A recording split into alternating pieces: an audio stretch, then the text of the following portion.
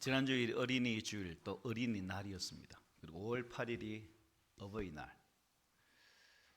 5월 첫 주간이 되면 좀 바쁘죠. 양가 다 살아계신 집안에서는 시댁도 가야 되고 친근도 가야 되고, 저도 제 시댁 갔다가 제 친정 갔다가 좀 바빴습니다. 5월 되면 좀 주머니가 헐빈해지죠. 예.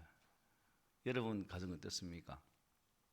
지난주에 또 5월 6일 날 학산마을 어버이날 어르신들 밥 드시는데 또 교회 이름으로 인사 갖고, 화요일은 이제 또 우리 동네 가가지고 또 주머니 약간 털어서 이제 어르신들 엄마 친구들 만나 뵙고 경로당에 가서 얼마 안 되지 맛있는 거 사 드십시오 라고 인사하고, 그래서 이것저것 살피다 보면 참 더 가까이서 숨기지 못한 그런 부분들이 삶의 현장에서 많이 느끼게 됩니다. 그래서 살아 생전에 곁에 계신 부모님을 돌아본다는 것, 좀 떠나버리면 왠지 모르게 휑하게 그 빈자리가 크게 보이는 그런 시간들이 있을 것인데, 우리가 그 안타까움이 가기 전에 옆에 계실 때 또 돌아볼 수 있는 시간이 있을 때 우리의 부모님들을 잘 살피고 또 공경하는 그런 우리 모두가 되었으면 합니다. 우리가 살아가면서 참 반드시 지켜야 할 두 가지가 있죠. 그게 뭐냐면, 한 가지는 하나님을 잘 믿으라는 것, 또 하나는 부모님을 잘 공경하라는 것입니다. 이 두 가지는 만고의 불변의 진리다라고 저는 생각하고 있습니다. 영혼이 잘 되기 위해서는 이러한 두 가지의 기본의 법칙을 우리의 삶에 잘 적용할지라도 아마 그 인생은 삶의 자리가 또 성공한 은혜를 누리지 않을까라는 생각도 가져봅니다. 하나님은 변함이 없죠.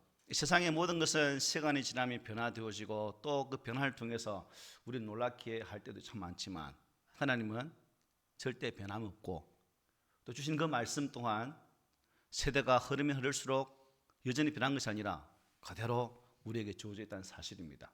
그런 측면에서 우리 믿음의 성도들이 더 이러한 5월달을 뿐만 아니라 평소에 삶의 자리에서 어르신들을 잘 이렇게 보살펴 드리는 그러한 아름다운 섬김이 있으면 참 좋겠습니다.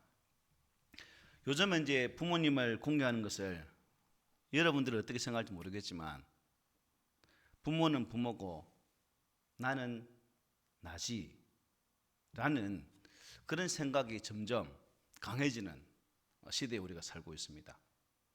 그래서 부모를 유별나게 잘 섬기는 그런 가정을 보면 주변에서는 참 유별나다, 좋게 보면 좋을 것 같은데 오히려 그러한 것들을 좀 곡해된 시각으로 판단하는 분도 의외로 계시더라고요. 여러분들은 그렇지 않죠? 그런가? 그래서 이 두 가지, 하나님을 믿는 것과 부모를 공경하는 것, 이 두 가지 법은 여러분의 삶의 자리를 마감하는 그 순간까지 잘 지키셔서 하나님께로부터 칭찬 듣고 또 삶의 주변에서는 많은 사람들로부터 존경받을 수 있는 그러한 자리에 나아가는 성도들이 되시기를 바랍니다. 우리가 여러분 공부하잖아요. 힘들게 어렵게 공부를 합니다. 그 이유가 뭘까요? 부모들이 자녀들에게 야 공부 열심히 해 라고 말하는 이유가 뭘까요? 조금이라도 행복하게 살아가도록 하기 위함이겠죠. 좀 더 잘 배워야, 바르게 잘 성장해야 앞으로 장차 네가 살아가는 그 삶의 자리에서 무언가를 이룰 것이고, 그러면 그때에 그 이룸 때문에 행복해질 수 있다는 사실을 알고 있기 때문에 그렇게 우리가 강조를 많이 합니다. 그런데 우리가 힘들게 일하면서 살아가는 이 중요한 이 법칙 중에서도 더 중요한 게 뭐냐 하면 하나님과 옆에 있는 이웃을 더 사랑하는 것이 더 행복하게 사는 삶의 비결입니다. 이웃과 여러분들은 이웃과 요즘은 아파트 문화다 보니까 이웃을 이렇게 잘 돌아보기가 쉽지는 않습니다. 그냥 문을 닫아버리면 옆에 누가 사는지도 알지 못하는, 주택에 살면 주변 이웃과 출입 왕래하면서도 보면 안녕하십니까 이렇게 많이 하는데, 아파트 문화는 그게 좀 많이 단절되어 있는 그런 시대입니다. 그럴지라도 우리 예수 믿는 사람들은 그런 문화 속에서도 그 문화를 뛰어넘는 그런 삶의 자세를 통해서 이웃을 조금이라도 더 돌아볼 수 있는 그러한 자세가 필요한 시대에 지금 우리가 살고 있습니다. 자녀들이 부모에게 가져야 할 기본적인 자세가 뭔지 아십니까? 순종입니다. 골로새서 3장 20절에 보면 이렇게 말씀하죠. 자녀들아 모든 일에 부모에게 순종하라. 이는 주 안에서 기쁘게 하는 것이니라고 말씀해요. 여기서 순종이라는 것은 헬라의 원뜻에 의하면 아래에서 듣는다, 주의 깊게 귀를 기울인다, 그리고 경청하고 복종한다는 의미가 담겨 있습니다. 성경은 여러 곳에서 자녀들이 부모에게 순종하라고 말씀하죠. 레위기 19장 3절입니다. 너희 각 사람은 부모를 경외하고 나의 안식일을 지키라. 나는 너희의 하나님 여호와이니라 말씀해요. 그리고 잠언 23장 22절입니다.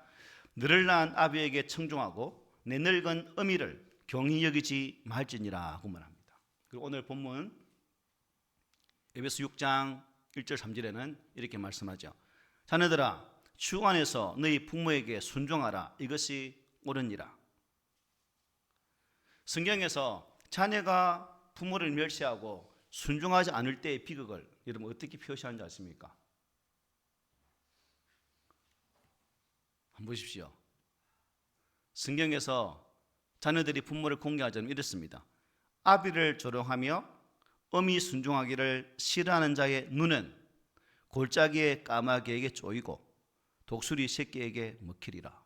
무슨 말이죠? 안 무서워요? 안 무섭죠. 그래서 요즘은 자녀가 상전이잖아요. 자녀 한마디에 벌벌벌 기는 게 부모입니다. 역전이죠. 아비들아 자녀에게 순종하라. 자녀를 공경하는 것이 인간의 모든 삶의 첫 계명인지라. 이렇게 성경을 바꾸어야 될 판입니다. 하지만 만고불변의 진리이신 성경 말씀을 통해서 우리는 말씀이 주는 그 법칙대로 자녀들에게 바르게 가르치고 그들이 바로 설 수 있도록 양육하는 게 부모의 책무입니다. 특별히 믿음의 가정에서는 더하죠. 잠을 보면 어떻게 합니까? 매를 들어서라도 바르게 훈계하고 교양으로 가르치라고 말씀해요. 그만큼 하나님께서는 믿음의 백성들이, 즉 하나님의 거룩한 백성들이 이 땅의 삶의 자리에서 하나님의 거룩한 모습을 드러내고 또 그 모습을 통해서 세상 사람들을 변화시키기를 간절히 원하기 때문에 그런 말씀으로 우리에게 주고 있다는 사실입니다. 자, 그렇다면 은혜야 고개를 들어라. 내 얼굴이 네 밑에 있지 않지. 내가 옛날부터 말하려고 했는데 좀 고개 들어. 기분 상하겠지만 여러분 왜 자녀가 부모님께 순종해야 될까요? 왜? 얘들아 왜 너희들이 부모에게 순종해야 되니? 왜인 것 같아? 성경은 주님을 기쁘시게 하는 것이기 때문이다라고 말씀합니다. 자녀가 부모께 순종하는 것은 주님을 기쁘게 하는 것이래요. 성도의 목적은 주님을 기쁘게 해드리고 주님께 영광을 돌리는 것입니다. 어떻습니까 여러분들은? 자, 그렇다면 부모님께 순종하는 것은 인간으로서의 기본적인 도리일 뿐만 아니라 주님을 기쁘시게 해드린다는 사실입니다. 동서고금망론하고 부모님께 순종하는 것은 인간이 가질 수 있는 가장 아름다운 미덕 중에 하나입니다. 최고의 덕목이라는 것이죠. 그리고 이 도덕과 윤리의 덕목을 넘어서서 거룩하신 하나님의 명령입니다. 세상은 변할지라도 하나님의 명령은 변하지 않는다는 거죠. 왜냐하면 하나님께서 변함이 없으시기 때문입니다. 그러므로 자녀가 부모에게 순종하는 것은 선택의 사항이 아니라 반드시 지켜져야 할 하나님의 명령이라는 것입니다. 저도 자녀를 키우는 아비 한 사람으로서 자녀들이 말을 안 들으면 기분이 참 나쁩니다. 그런데 제 성격상 그걸 가만히 보고만 있지를 못하죠. 칼 같은 말씀으로 그냥 휘어짭니다. 그냥 저는.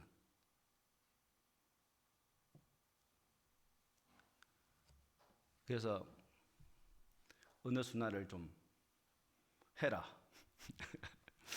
제 옆에 있는 분이 항상 하는 말씀이 당신은 어느 순간을 좀 해서 고운 말을 좀 하십시오 라는 것이 제 옆에 계신 분의 뜻입니다. 그런데 그걸 보면, 그런 걸 보면 이게 도저히 이게 제 마음 용납이 안 돼요. 여러분 어떤지 모르겠지만. 그리고 왜 부모를 공경해야 되는가? 부모는 자녀에게 하나님의 대리자이기 때문입니다. 가정의 권세가 누구에게 주어졌다는 거예요? 부모에게 주어졌다는 거죠. 그러므로 부모는 가정을 바르게 세워야 할 의무가 있는 것이고 하나님의 권위로 자녀들을 양육해야 됩니다. 그러므로 이 부모의 권위가 바로 서기 위해서는 부모가 하나님 말씀으로 잘 세워져야 자녀들 또한 하나님 말씀으로 바르게 세워갈 수 있는 거죠. 부모님은 하나님 대신에 나를 낳고 부양하고 양육을 합니다. 그러므로 자녀는 하나님의 권위를 인정하고 하나님 말씀에 순종하듯이 부모님의 말씀에 순종을 해야 된다는 거죠.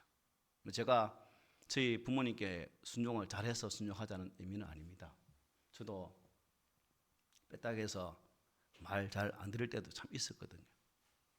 그런데 부모 연세 들고 아버지 자리 비우시고 이러 보니까 간혹 전에 작년도 말씀드렸잖아요. 앉아 가만히 있으면 갑자기 눈물이 핑 도네요. 정말로. 예. 눈물이 핑 돌아요. 좀 더 살아계실 때 좀 더 살펴드렸으면 좋았을 것을 라는 생각을 가집니다. 오늘 보면 1절에 한번 이렇게 말씀하죠. 우리 함께 읽어봅시다. 이거 오늘 보면 1절 시작. 자녀들아 주 안에서 너희 부모에게 순종하라. 이것이 옳으니라. 여기서 옳다는 말은 어렵다 하는 뜻으로서 올바른 관계를 뜻합니다. 바른 관계. 자녀가 부모에게 순종하는 것이 부모와 자녀 간의 올바른 관계라는 것이죠. 자, 부모의 말에 순종하지 못하면 여러분 그 서로에게 어떤 마음이 생길까요? 껄끄럽죠. 그리고 그 껄끄러움의 기간이 길면 길을수록 그 거리 또한 점차 멀어집니다. 이게 사람과의 관계죠. 그러므로 우리는 부모의 관계도 마찬가지겠지만 하나님 관계도 마찬가지입니다. 한 번, 두 번 그 거리를 두면 점점점 더 거리가 멀어져서 회복하기가 쉽지가 않습니다. 자녀가 부모에게 순종하지 않는 것은 하나님 보시기에 올바른 태도가 아니죠. 자녀가 부모님께 순종할 때 바른 관계가 회복된다는 사실을 꼭 기억했으면 합니다. 그리고 왜 순종해야 되는가? 부모는 자녀를 사랑하기 때문입니다. 5월 8일 날 제 모친에게 전화를 했습니다. 점심시간, 어른 유치원 점심시간이죠. 그래서 이제 제가 어버이 노래를 불렀습니다. 나 실제 결혼 다 잊으시고 부르니까 니 다 아나? 니 다 아나? 다 모르지? 이 말씀하시더라고요. 그래서 끝까지 아주 차분하게 마음을 가라앉히고 마지막까지 다 불렀습니다. 제 모침의 반응은 다 하네? 재미있습니까? 네, 감사합니다. 참 부모 사랑을 어떻게 우리가 말로 표현할 수 있겠습니까? 그죠? 하나님 성도 마찬가지겠지만 특별히 저 같은 경우는 저희 아버지께서 일찍 직장을 간두시고 직장인에서 농업인으로 전환하셨고 농사를 짓다 보니까 이 소농이다 보니까 이게 무슨 돈이 되겠습니까? 그러니까 저희 모친이 이제 대동기업에 다니셨어요. 저도 이제 방학 때마다 대동기업 가서 알바를 했거든요. 어떻게 일을 하는지 잘 알죠, 제가. 현장을 봤기 때문에. 그래서 그런 것을 보면서 자랐기 때문에 그 엄마가 가지고 있는 위치, 엄마가 어떻게 우리를 키웠는지, 어떤 모습으로 우리를 이렇게 양육했는지, 현장에 계시다가 잠시 식당으로 들어갔거든요. 그러면 식당에서 일하다 보면 남는 음식이 있습니다. 그게 맛있으면 버립니까? 봉지에 싸들고 저녁에 다 가져오셨어요. 그리고 집에서 막 펼칩니다. 왜 펼치겠습니까? 내 새끼들 좀 먹어라. 이게 맛있더라. 그런 의미겠죠. 왜 그러겠습니까? 사랑하기 때문입니다. 여러분의 부모님들이 지금 이제 양가 부모님 다 돌아가신 어르신도 계시지만 잠시 생각해 보십시오. 그 부모님의 사랑이 얼마나 강렬합니까? 그죠? 그 사랑을 기억하는 사람은 결코 부모에 대해서 함부로 대하지 않습니다. 요즘은 참 부모를 대하는 자녀들의 태도가 참 많이 변했습니다. 우리 주님께서 부모가 자녀를 사랑하는 사랑을 어떻게 표현했습니까? 이렇게 표현하죠. 너희 중에 누가 아들이 떡을 달라 하는데 돌을 주며 생선을 달라 하는데 뱀을 줄 사람이 있겠느냐. 부모는 자녀가 잘 되기를 원합니다. 그죠? 혹시 여기 부모님들 중에서 옆에 자녀가 못되기를 간절히 기도하는 분 계십니까? 아무도 없을걸요. 나에게 참 아픔을 주었던 자녀를 할지라도 부모는 그 자녀가 잘 되기를 원하는 것이 부모님의 마음입니다. 그리고 하루를 시작하면서 눈을 뜰 때도 기독인들, 즉 예수 믿는 사람들은 어떻게 할까요? 그냥 번쩍 뜨고 하루 생활 시작합니까? 기도를 하죠. 하나님께 하나님, 나의 가정, 남편이 있으면 남편, 아내 있으면 아내, 또 자녀들이 있으면 자녀들, 나의 자녀들이 하나님 안에서 하나님을 공경하고 하나님을 바르게 섬기는 자녀로 서가기를 원합니다. 세상에 어떠한 어려움과 힘듦이 있을지라도 그 인생의 벽들이 만들어 놓은 고난 앞에서 좌절하지 않고 나를 도우신 하나님 안에서 이 모든 고난 또한 순적히 넘는 그런 자녀가 되기를 원합니다. 하나님, 힘든 세상 속에서도 주를 떠나지 않게 하시고 주께서 부르시는 그날까지 믿음의 길을 열심히 달려가는 아들, 딸들이 되기를 원합니다. 라고 기도를 하죠. 어떻습니까, 여러분? 저는 신앙 일대이기 때문에 부모님으로부터 이런 기도를 받지는 못했을 것 같아요. 오히려 제가 부모님을 기도했겠죠. 하나님, 나의 부모님이 살아생전에 예수를 만나고 그 예수님 안에서 천국의 소망을 살아가는 그 믿음이 저분들의 마음속에 있기를 원합니다. 라고 기도했지. 그러므로 저와 여러분들이 부모님의 말씀을 좀 잘 새겨서 순종하고 매사에 참 복을 받는 그러한 우리 자녀들이 되었으면 좋겠습니다. 우리 교회의 자녀들은 부모님의 말씀에 순종하고 절대로 부모 위에 서려고 아둥바둥 발악하지 마십시오. 우리 자라나는 우리 다음 세대들을 여러분들에게 부탁합니다. 부모 머리끝에 서서 부모를 밟으려고 하지 말고 어쨌든 부모님 발밑에서 뿌려 청종할 수 있는 그러한 자세로 살았으면 합니다. 그리고 우리가 왜 부모를 먼저 공경해야 되는가?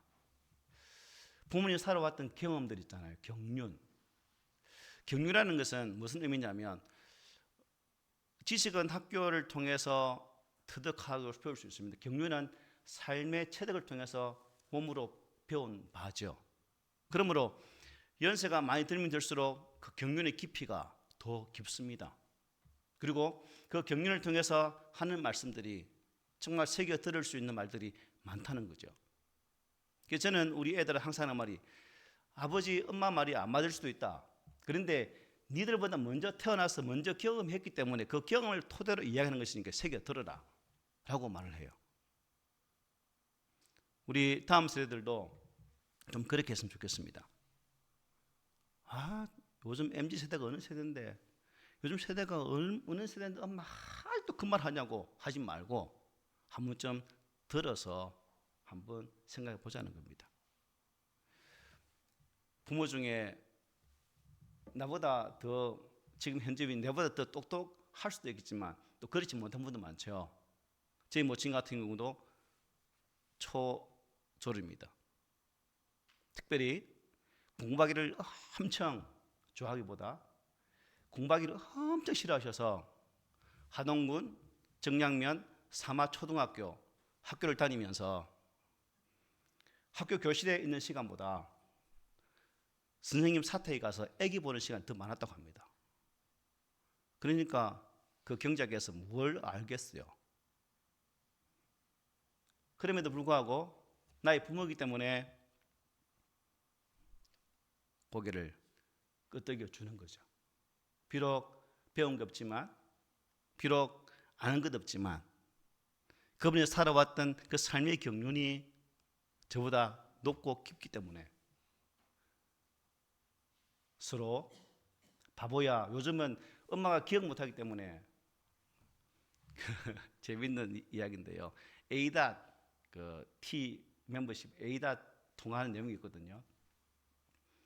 그 A닷에 보면 무슨 내용이냐면 통화 내용 요약이라고 문자가 딱 뜹니다. 저희 모친하고 통화를 하면 그 A닷 AI에서 어떻게 결론내는 거 아닙니까? 혼란스러운 대화. 혼란스러운 대화. 결국 그 대화 속에는 중심이 없다는 거죠. 저도 엄마한테 반피야. 우리 엄마도 반피하더라. 서로 반피하다가 통화 끝나거든요. 그래도 그 반피 소리 듣고 서로 반피하는데 반피하지 마라. 듣는 반피 기분 나쁘다. 서로 그렇게 말하면서 통화 내용을 종료합니다.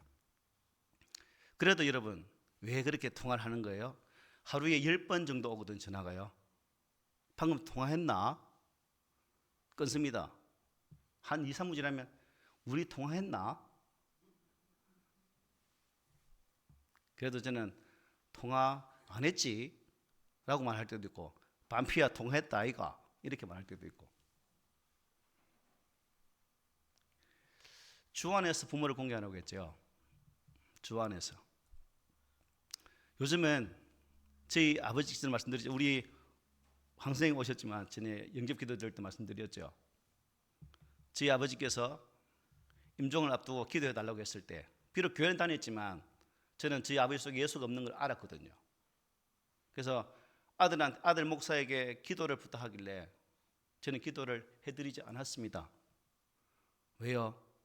아버지 안에 예수가 있어야 내가 기도를 하죠. 아버지 안에 예수가 있어야 내 기도를 아멘으로 받죠. 근데 아버지 안에 예수가 없으면 저는 기도를 못해요. 그럼 내가 예수님 영접할게. 우리 선생님도 그렇게 해서 예수를 영접하셨어요. 그리고 기도해 드렸죠. 부모를 공경하되 어디 안에서요? 주 안에서 하라는 겁니다. 주 안에서. 오늘 본문 2절 3절에 보면 이렇게 말씀합니다. 내 아버지와 어머니를 공경하라. 이것은 약속이 있는 첫 계명이니 이로써 내가 잘되고 땅에서 장수하리라 말씀합니다. 그리고 신명기 5장 16절에 이렇게 말합니다. 너는 내 하나님 여호와께서 명령한 대로 내 부모를 공경하라 라고 말씀합니다. 여기서 공경하라는 것은 존경하여서 잘 받들어 섬기라는 뜻이 담겨 있습니다. 동양적인 개념으로는 효도라는 것이죠. 예수님을 믿는 우리가 부모님께 대한 태도는 부모님의 말씀에 순종할 뿐 아니라 잘 받들어 모시고 섬기는 것이에요. 다시 말해서 효를 다하는 겁니다. 흔히 사람들은 우리 예수 믿는 사람들을 불효자라고 낙인 찍죠. 이유가 뭡니까? 제사를 하지 않는다는 겁니다. 부모의 조상을 모르는 들라고 말을 합니다. 여러분 호뭐뭐들이에요? 아니죠. 우리는 성경 말씀에 의지해서 효도하지 않는 종교가 아니라 더 부모를 잘 섬기는 그러한 가정, 그러한 성도가 되어야 됩니다. 부모를 공경하는 모습이 살아있을 때 보여드려야 됩니다. 그리고 그 보여드림을 통해서 그들로 인정받는 우리 성도들이 되어서야 된다는 것이죠. 여기서 공경하다는 말의 의미가 뭐냐면 높이 평가하다는 뜻입니다. 그리고 가치를 두고 존경한다는 뜻입니다. 이것이 성경에서 내 부모를 공경하라고 말했을 때 공경은 히브리 의미에 의하면 카베드란 말인데 이 카베드는 하나님을 공경한다는 말에만 사용됩니다. 그런데 이 공경이라는 말에 바로 이 내용이 적용돼 이 단어가 사용되었어요. 하나님께만 적용되어진 이 카베드라는 단어가 왜 부모에게 적용되고 있을까요? 그만큼 하나님을 섬기듯 부모를 공경하라는 의미가 담겨 있다는 겁니다. 그러므로 저와 여러분들이 부모님을 공경하는 것은 하나님께서 우리에게 주신 첫째 대인관에 있어서 첫 계명이기 때문에 그것을 지키는 자가 복이 된다라고 말씀하셨고 또한 그것을 지키는 자에게 하나님은 장수의 복을 주신다라고 분명히 말씀하셨어요. 장수한다. 이것은 여러분 육체의 생명의 연장만 뜻하는 것은 아닙니다. 하나님 주신 영원한 천국의 삶을 살아갈 수 있다는 뜻도 이 속에 포함되어 있는 거예요. 부모님을 공경하는 효 너무나 중요하죠. 공자와 그의 제자인 정자와의 대화로 기록되어진 내용 효경이죠. 효경에서 이렇게 말합니다. 효란 자기를 낳아 길러주신 부모님에게 대한 부언으로 교육과 덕의 권한이요 모든 일의 시작이다 라고 말했습니다. 부모 공경이 모든 일의 시작이다. 2013년도에 돌아가셨죠. 이분 숭실대 교수였던 정재기 교수님께서 논문을 발표하셨는데요. 참 재미있는 논문인데 내용이 뭐냐면 우리 한국 사람, 즉 한국은 부모님이 경제적으로 1% 잘 살게 되면 자녀들이 약 2.07% 자주 부모님을 방문하게 되어지고 부모님의 경제력이 떨어지면 떨어질수록 자녀들의 부모님 방문이 점점 뜸해진다라고 말씀했어요. 반면에 영국, 일본, 미국, 일반 선진국에서는 부모님의 경제력이 떨어지면 떨어질수록 자녀들이 더 빈번하게 부모를 방문한다고 합니다. OECD의 15개국을 조사했는데 유일하게 부모님의 경제력이 떨어질 때 찾아가지 않는 나라가 대한민국입니다. 유일하게 우리나라. 우리 성도들은 부모님의 경제력이 떨어지면 안 찾아갑니까? 우린 잘 찾아갑시다. 예, 잘 찾아갑시다. 지금 우리나라가 그런 지경입니다. 아주 천박한 자본주의죠. 경박한 자본주의가 우리의 삶을 이렇게 멍들게 하고 있습니다. 그러므로 오늘 어버이 주를 맞이하면서 저는 우리 다음 세대들이 정말 부모님을 섬김에 있어서 최선의 모습으로 받들어 섬기고 또 공경하는 모습이 되었으면 합니다. 소크라테스가 어떤 말을 했는지 아십니까? 부모를 공경하지 않는 친구를 사귀지 말라고 했습니다. 왜냐하면 그 부모를 공경하는 그 모습 보면 그 사람의 대인 관계가 어떻게 될 것인지 다 보여지기 때문에 그렇게 소크라테스는 그런 친구 사귀지 마라고 말을 했습니다. 성경에 부모님을 공경하지 않을 때 만났을 때 받은 대표적으로 저주받은 사람이 누굽니까? 셈, 함, 야벳 중에 누구예요? 함이죠. 노아가 술이 취해서 그냥 홀라당 벗은 상태입니다. 그때 함은 아버지의 그 나체 모습을 보고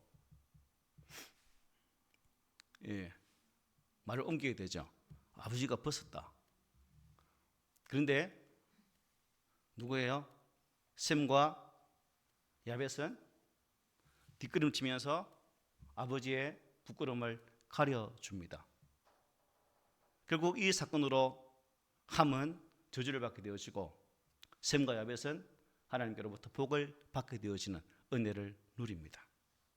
부모의 수치, 부모님의 허물, 이것이 우리의 입술로 나누어지는 것이 아니라 오히려 닫고 그것을 가려줄 때에 우리에게 복이 된다는 것이죠. 그러므로 좀 우리가 이러한 하나님 말씀을 대할 때마다 우리의 삶을 더 깊이 있게 돌아보는 자세가 필요하죠. 요한일서 4장 20절 이렇게 말합니다. 우리 함께 읽어봅시다. 시작. 누구든지 하나님을 사랑하노라 하고 그 형제를 미워하면 이는 거짓말하는 자니 보는 바 그 형제를 사랑하지 아니하는 자는 보지 못하는 바 하나님을 사랑할 수 없느니라. 보이는 부모를 공경하지 않는데 보이지 않는 하나님을 공경한다. 말이 된다 안 된다는 말입니까? 말이 안 된다는 거죠.